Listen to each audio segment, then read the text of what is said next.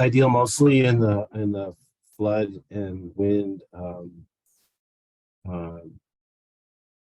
building standards and building codes and all those provisions and learning from disasters and putting those great ideas into our codes and then getting them adopted. But I'm really excited to, at this point and with this group, to have basic understanding of. You can go to the next slide, of where we are today with flood protection and our current codes. What is FEMA doing to embrace future conditions in this initiative, Future Flood Risk Data? I hope this is kind of pointing to more focused engagement on that. And then excited about the new ASCE 722 supplement with the rewrite of Chapter 5 flood, and then what's coming next with the great work that Abby's leading. And I'm fortunate to be on the committee for the Future Conditions chapter. Next slide. Next slide. So this is what we have today. All of this is has been based on the 100-year hazard basis, right?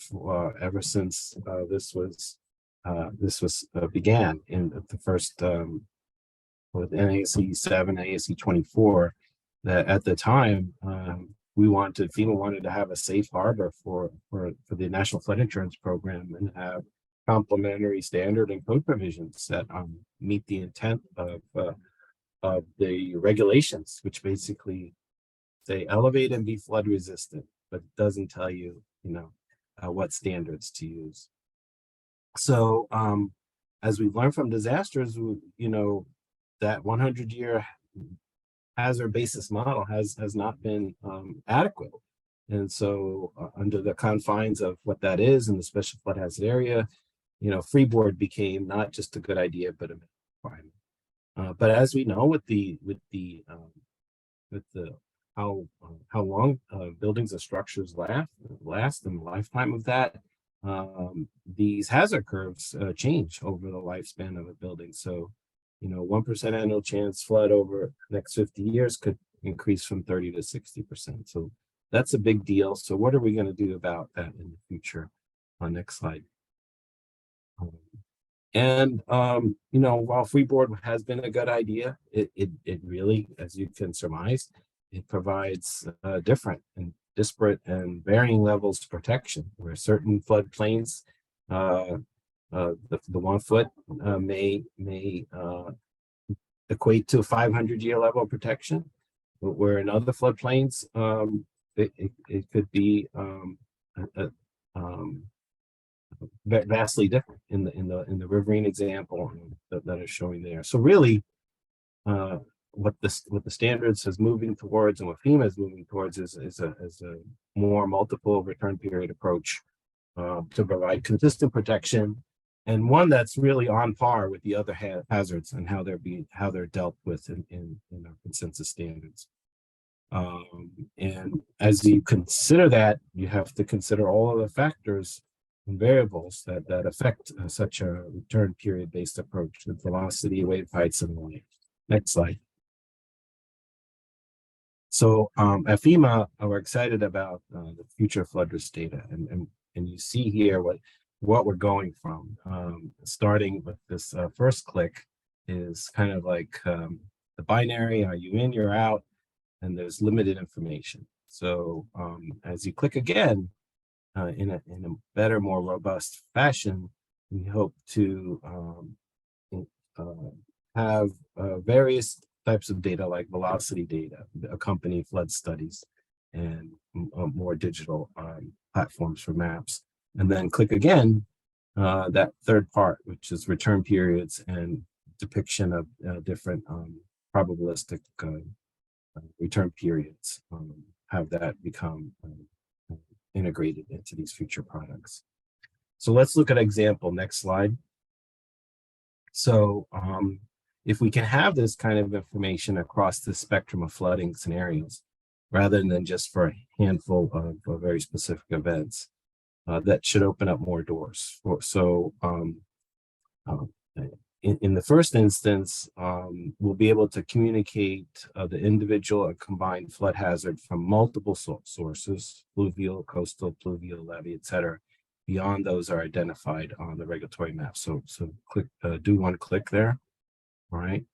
So we're concerned about what's happening in that area. As we click again, we're going to be able to access additional flood hazard data, such as velocity, that will help designers and developers build smarter. And as we click again, we'll be able to highlight areas that are subject to less frequent or more extreme flooding beyond just the 500-year, which we know is important to where the standard has arrived at ASCE and beyond.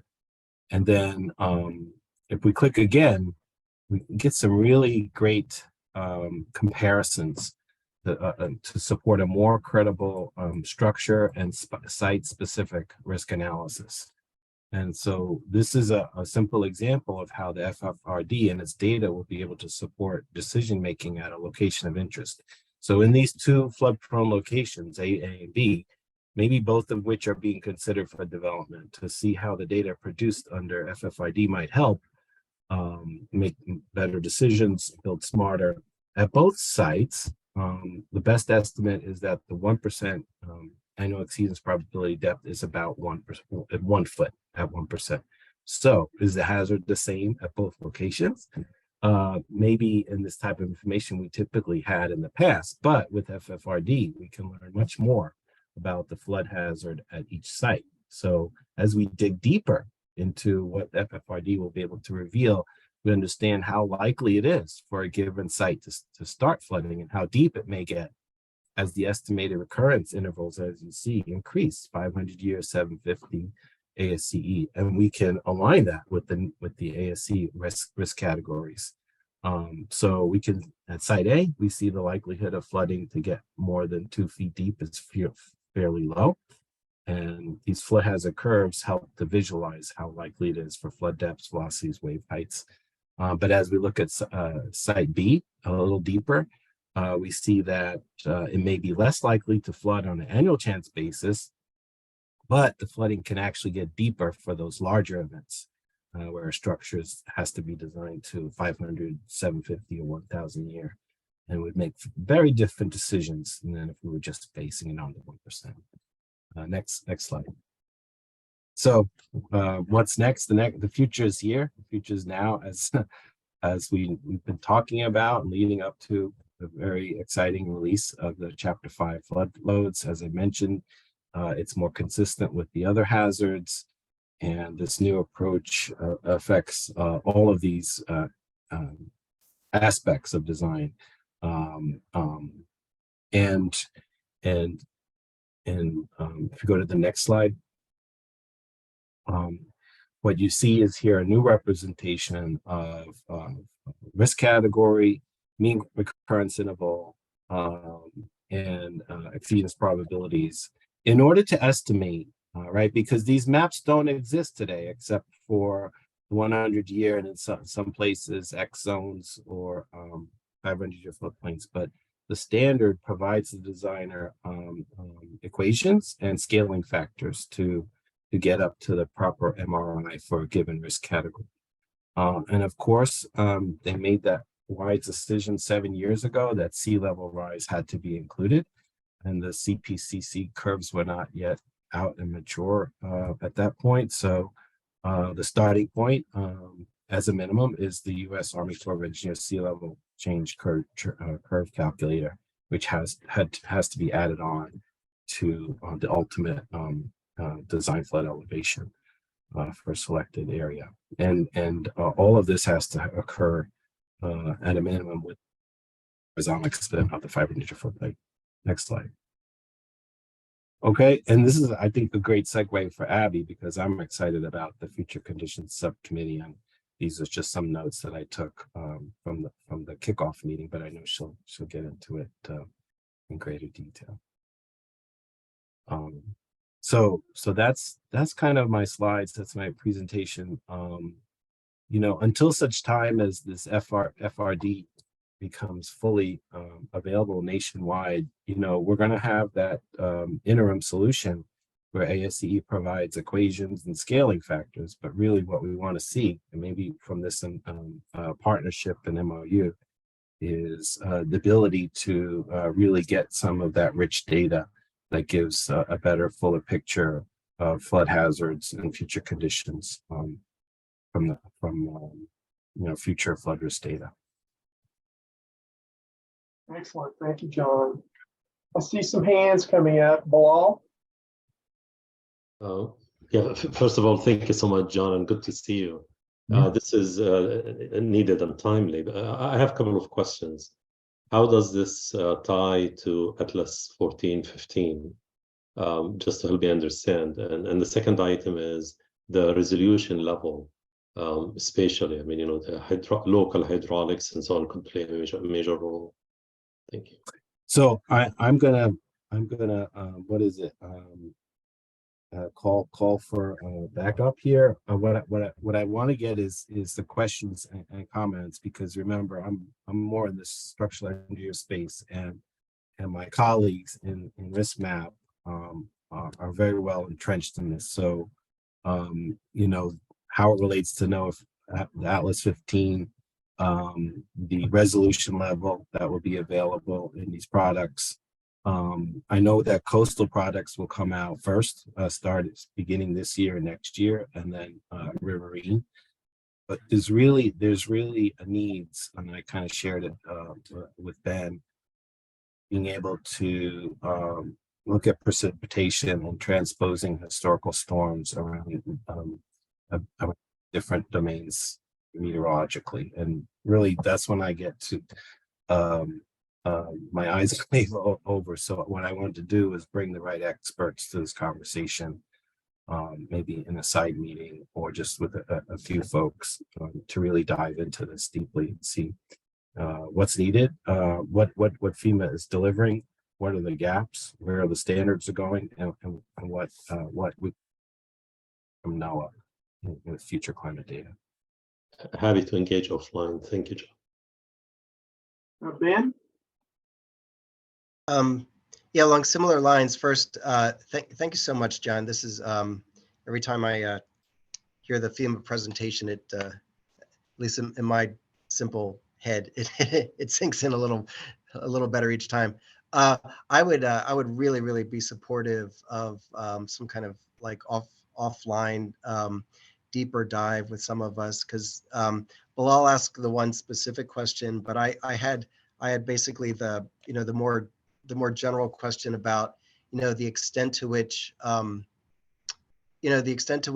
NOAA and or the other kind of commonly referenced climate science is already incorporated into these risk factors. And you mentioned scenarios, the sea level rise scenario. You mentioned the Army Corps calculator, and I'm right away I'm wondering if that is or is not consistent with the interagency report that NOAA worked on with the Army Corps and other agencies on sea level rise scenarios. So there are, so there's some both detailed and general questions there, just understanding what's currently captured. And then, the other general question I have is, what are the opportunities to update this information as new climate science comes online? Right. What is the process for FEMA to be able to uptake that new information? Like, for example, when the new National Climate Assessment comes out at the end of this calendar year, is there an opportunity to basically feed that information? And so anyway, I would and I know I'm not putting you on the spot right now, but I would really, if you're game, I would really welcome like a smaller sidebar with NOAA folks and other folks who are interested. So maybe we could do a deeper dive on some of these questions. the mapping engineers, they're aware of the ASCE flood standards. They attended the last meeting with me. They're interested in future conditions, and they're interested in what are those synergies and collaborations in the FFRD space. So I'll take that back, and we'll definitely make that an action item. Great, thank you.